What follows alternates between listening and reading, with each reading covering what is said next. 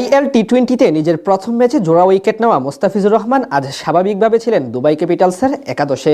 তাকে ঘিরেই পরিকল্পনা সাজায় ফ্র্যাঞ্চাইজিটি। এদিন আবুধাবি নাইট রাইডার্সের বিপক্ষে টস হেরে আগে ব্যাট করতে নামে তার দল। ওপেনিংয়ে নেমে শুরুতে সুবিধা করতে পারেনি দুই উদ্বোধনী ব্যাটার টবি আলবার্ট এবং সিদ্দিকুল্লাহ আতাল। দ্বিতীয় ওভারে অজয় কুমারের ফুলার লেন্থের ডেলিভারি পিয়ুষ চাওলার হাতে ক্যাচ দিয়ে বিদায় নেন ৮ রান করা আলবার্ট। সমান রান করে জেসন হোল্ডারের শিকার হন আফগান তরুণ সিদ্দিকুল্লাহ আতাল। উদ্বোধনী জুটি হারানোর পর প্রাথমিক ধাক্কা সামাল দেওয়ার চেষ্টা করেন শায়ান জাহাঙ্গীর এবং জর্ডান কক্স, কিন্তু বেশিক্ষণ একসাথে ব্যাট করতে পারেনি এই দুইজন। পিয়ুষ চাওলার বলে আউট হয়ে সাজঘরে ফিরেন ১৪ রান করা জাহাঙ্গীর। সেখান থেকে দলের হাল ধরেন রববেন পাওয়েল এবং জর্ডান কক্স। দুজন মিলে ধীরে ধীরে বাড়াতে থাকেন রানের গতি। প্রথম ১০ ওভারে দুবাই ক্যাপিটালসের স্কোরবোর্ডে জমা পড়ে ৩ উইকেটের বিনিময়ে ৭২ রান। এরপর একসাথে হাত খুলে খেলতে থাকেন তারা। ১৫তম ওভারে ৩১ বলে নিজের ক্যারিয়ারের ১৯তম টি-২০ অর্ধশতক পূরণ করেন জর্ডান কক্স। একই ওভারে হাফ সেঞ্চুরির দেখা পান রববেন পাওয়েলও।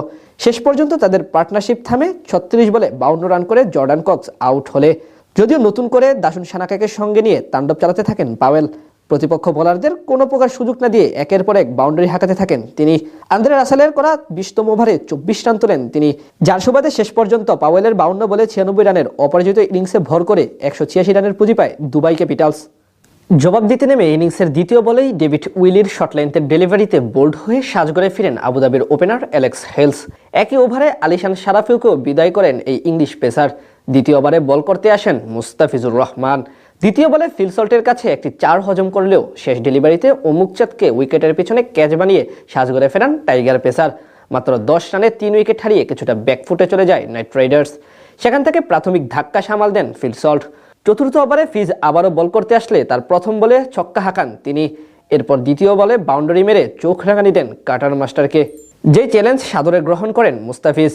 এরপর চতুর্থ বলে তাকে ক্যাচে পরিণত করে আউট করে জবাব দেন টাইগার পেসার। সল্টের কাছ থেকে আসে ২৭ রান। প্রথম ২ ওভারে ১৬ রান দিয়ে ২ উইকেট তুলে নেন মুস্তাফিজ। নবম ওভারে ১৬ রান করা লিভিংস্টনকে আউট করেন মোহাম্মদ নাবি। শেষ ১০ ওভারে আবুধাবির দরকার ছিল ১১৪ রান।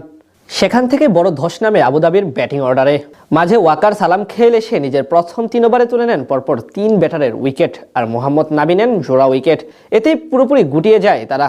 ফলে সহজে ম্যাচ জিতে যায় মুস্তাফিজুর রহমানদের দুবাই ক্যাপিটালস। বল হাতেও আজ উজ্জ্বল ছিলেন টাইগার এই বামহাতি পেসার।